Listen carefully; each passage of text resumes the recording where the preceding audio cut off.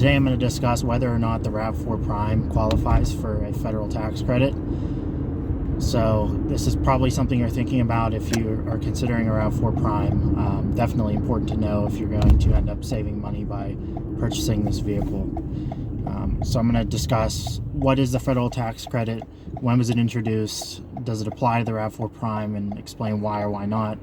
And also going to discuss whether or not the RAV4 Prime is worth buying based on that information.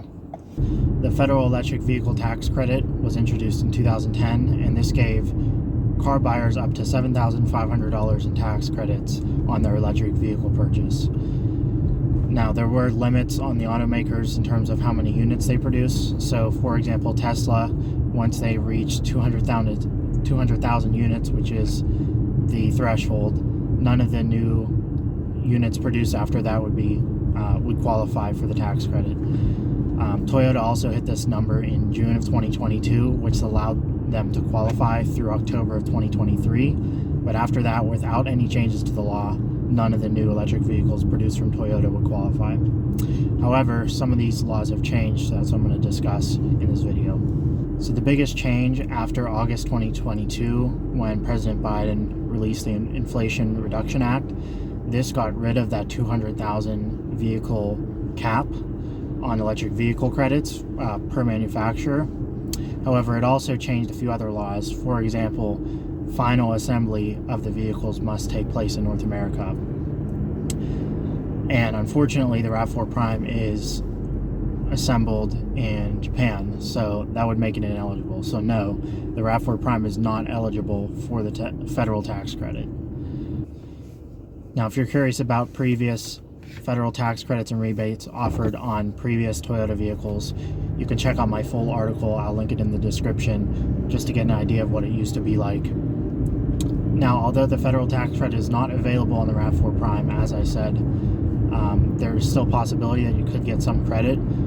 You should check with your Toyota dealer about regional incentives and rebates. Sometimes local electric companies will offer incentives, so that's something you can ask them and see if there's something available locally for you to take advantage of. Now, as I mentioned, the RAV4 Prime does not qualify for the federal tax credit because final assembly is not done in North America. It is made in Japan, and this was a change introduced with the Inflation Reduction Act.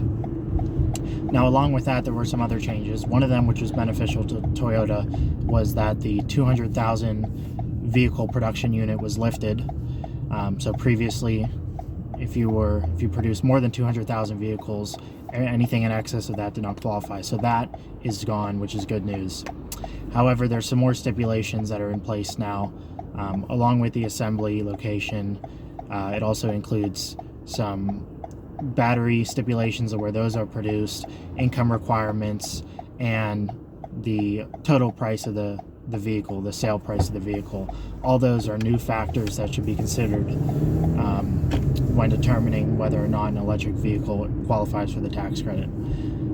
So now you may be wondering whether or not the RAV4 Prime will qualify for the federal tax credit in the future. And it's great that the 200,000 vehicle limit has been lifted because that at least gives them a chance. However, they would need to move their final assembly for the Prime to the US instead of Japan. And that's going to take a lot of modifications to plants. They may need to build a new plant, and it's just something that would be really difficult for them to do.